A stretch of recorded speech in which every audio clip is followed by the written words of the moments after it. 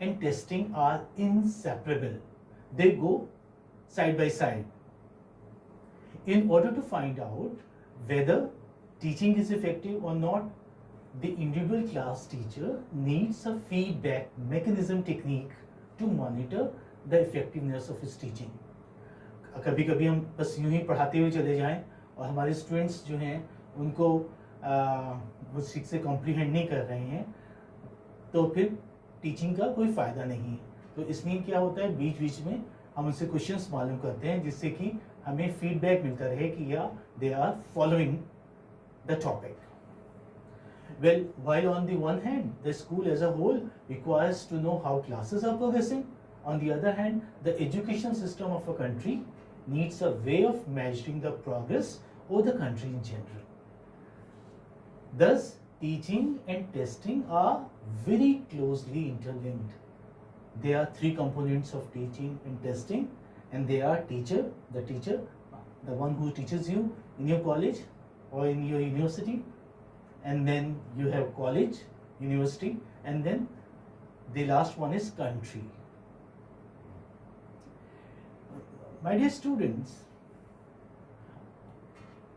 I don't know whether you are aware of it or not. Testing, the word testing is derived from the Latin word testum, which means testing certain metals to confirm to know if there is any element of gold in it. Whereas examination is derived from the Latin word examen, which means scale or balance. An examination aims at realizing a required standard of attainment, while a test aims to inquire in order to see whether the material taught has been learned and understood or not. So this is the basic difference between a test and examination. Now, as you know, testing can be formal as well as informal. Informal tests are conducted in the classroom while the teacher is teaching a lesson or a chapter. Every teacher develops a set of techniques for testing and probing and observing his students, which enables him to know when to slow down his teaching, when to speed it up, when to repeat an item, when to single out an individual for special attention, and so on. These are all informal techniques, while formal tests are an attempt to develop an approach, a method for measuring attainment or progress or ability in language skill. You know, my dear student, this topic is very important for you, not only for the examination point of view, but you also going to take up teaching as your career. So this is going to help you a lot. You would know how to conduct tests, you know how to hold classes. So this has got a practical purpose also for you. So each of these qualities can be assessed in terms of the four basic language skills. Now you remember what are the four basic language skills? Listening, speaking, reading, writing. And what do we call them? LSRWAs. Okay, listening, speaking, reading, writing, and understanding on the assumption that separate attention has been paid to each level of the language. For example, a test of attainment in understanding the spoken language can be used to test the learner's command of the language at the phonological level to discover how far he recognizes the sound contrast of the language. We can also test his command of grammar and lexis. Lexis, you understand? Lexis means words. Okay? So you must have seen, मैंने आपके जो test थे, you know, I conducted tests on vowel sounds, I conducted tests on consonant sounds and diphthongs. So like these tests, they were conducted to check your pronunciation. Now my aim was not to check your grammar. We have a separate test on grammar. So they are specific. These tests are held specifically if they want to judge your pronunciation. Then we hold tests on vowel sounds, for example.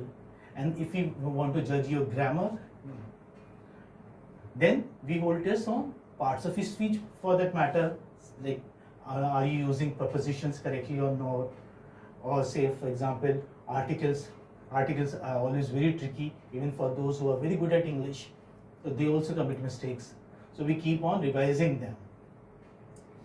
Anyway, there are two categories of examination currently available in the world.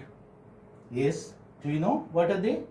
Subjective type test and objective type. Subjective type test and objective type test. Yes, yes, very nice. Subjective type test क्या होते हैं? Subjective type test, you know, in such kind of test, you have descriptive questions, you have to write essay type answers. And what are objective types? They are MCQs, for example, multiple choice questions. So these tests are conducted even online these days. Subjective type tests are generally the tests which are followed all over the country, especially for conducting regular school, college and university examinations. These type of tests can only test the writing skills. Okay, what do they check? The writing skills. They usually measure the learner's knowledge about the language rather than the language itself. So there is a limitation of these subjective type tests. Dear students, in today's fast-track world, objective type tests have become very popular because they are not only easy to conduct but also for their reliable scores. Scores means like marks. Why are the marks reliable? Why? Because if there are 10 questions and if you have done all the questions right, then you score 10 out of 10. And if you have done only 8 right out of 10, then you get 8 out of 10. So scores are reliable as far as objective tests are concerned. The relevance of objective type tests in India during the last 50-60 years have been modified, expanded, improved, examined and discussed on a wide scale. Many new and high intensified programs for teaching English have been introduced to facilitate learning as a second or say a foreign language. Do you know English is our second language? First language is our Hindi, okay, which is our mother tongue, and second language is English. Modern English language has undergone a change both in theory and practice. Research in applied linguistics, methodology, and audiovisual aids have resulted in production of a large body of teaching material, which is now available throughout the world. In contrast to the profusion of literature found in the field of language teaching, one is struck and dismayed by the relative poverty of information available in language testing and evaluation. Do you not feel the same? Like, you know, we have got a number of books on language, English language skills, okay, like say how to improve your spoken skills, how to improve your writing skills, but there are very few books written on how to conduct good tests, okay, or say how to conduct examination. So they do not judge your testing skills. And in fact, you know, testing skills, when we talk about testing skills, naturally they are associated with the teachers who teach, because they give tests and they test your writing skills, their spoken skills, but we hardly have any nice material on testing and examination techniques for that matter. We are just following the traditional, the obsolete techniques. Well, many teachers adopted the new methods of teaching English. However, they are at a complete loss when it comes to measuring the competence and performance of their students. The innovative techniques of teaching turn out to be totally theoretical, having no practicality in the given bleak scenario. The result is that often they have to fall back on the traditional methods of language testing.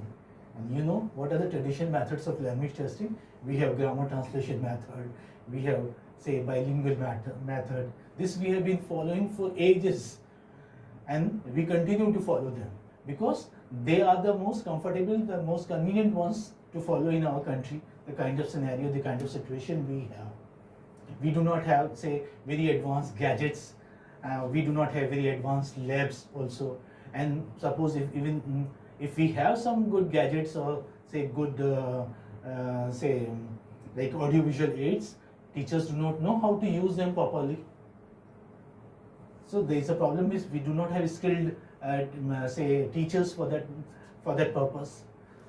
Testing relates to a multitude factors which concern both the quality of teaching given and the learning achieved. Resultantly, one can test the system as well as the student, as a good test reveals as much about the teacher as about the standard, as about the students. So remember this. A good test reveals as much about the teacher as about the student. Like a good teacher only sets good question papers. Okay, a good teacher only asks relevant questions based on the syllabus that he has covered.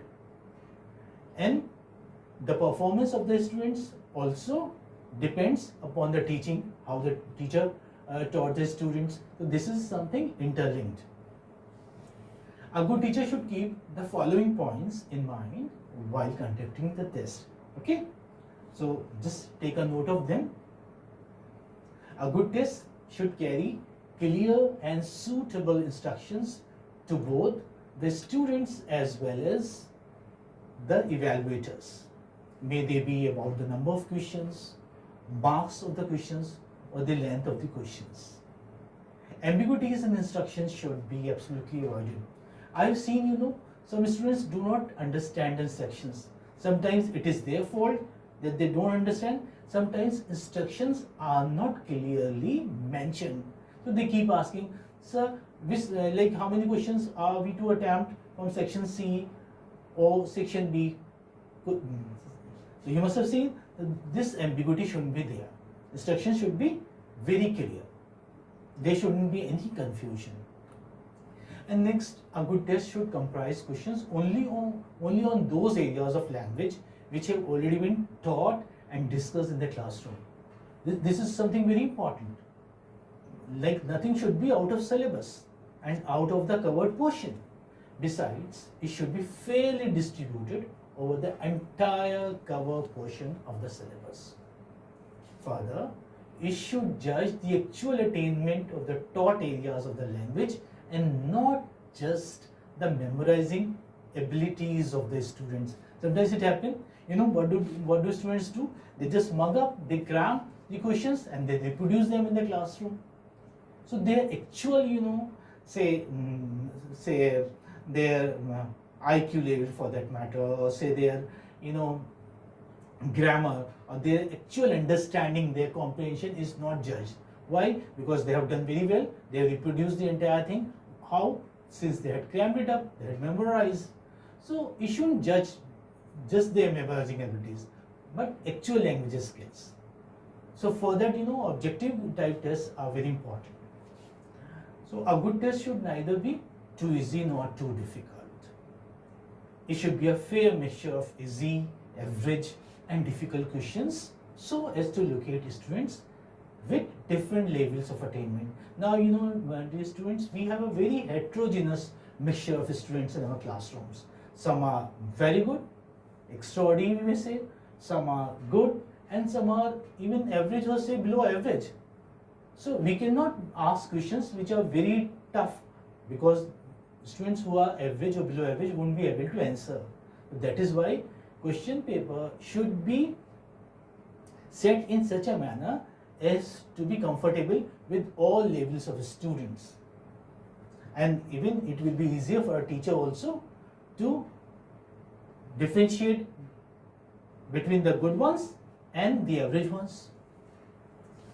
A good test should also take care of the magnitude of the paper. Magnitude, remember the word magnitude you read in Aristotle's Poetics? He talks about magnitude of tragedy. Isn't it so? Okay. Magnitude means length. Yeah, length. So a good test should also take care of the magnitude of the paper. That is to say, it should neither be too short nor too long. If it is too short, students will solve it well before the allotted time and start whispering amongst themselves. And if it is too long, students might fail to attempt the entire paper. I have seen students saying, "Oh, the paper was very lengthy. We couldn't attempt all the questions. The paper was very lengthy." So this they shouldn't be such. And some students leave the examination hall just in 1 hour. Why? Because the paper was very short and they were smart ones, so they completed the entire paper in 1 hour. Or if you do not allow them to move out of the examination hall, they start whispering with their friends and all. They in a way disturb the class. So the paper should neither be too long nor too short. The length and the level of the paper should be such that it could be attempted in the scheduled time limit even by the average students, and even sparing them with a little time to revise it once. Because I always tell my students that revision is very important. You should spare some time, save some time, say 10 to 15 minutes to revise your answer sheet. Because when you revise it, you find that you have committed some mistakes unknowingly. Like they can be mistakes of punctuation, grammar, for that matter. So, and sometimes you have spelling mistakes also, so you can improve those mistakes. And we may also say that a good test should be easily and fairly accessible. Although this does not pertain to students, it pertains to teachers only. So our test should be easily and fairly accessible. Means you should be able to easily assess it, evaluate it. A teacher should be able to evaluate with ease and perfection. That's very important, because sometimes tests are so complicated, like there are too many sections, and so that's a difficult thing. So it's better that the test should be easily and fairly accessible. The teacher should easily score the marks and all. He shouldn't find any difficulty there, or he shouldn't feel bored, fatigued. Well, here I'm reminded of J.B. Heaton's quotation. This is within quote. It is unfortunate that so many examinations in the past have led to a separation of teaching and testing. Both teaching and testing are so closely interlinked and interrelated that it is virtually impossible to work in either fields without being concerned with the other. Okay, now I have tried to put J.B. Heaton's word in my language, but I think I have reproduced the actual sense. All tests are extensions of teaching and learning situations. Okay.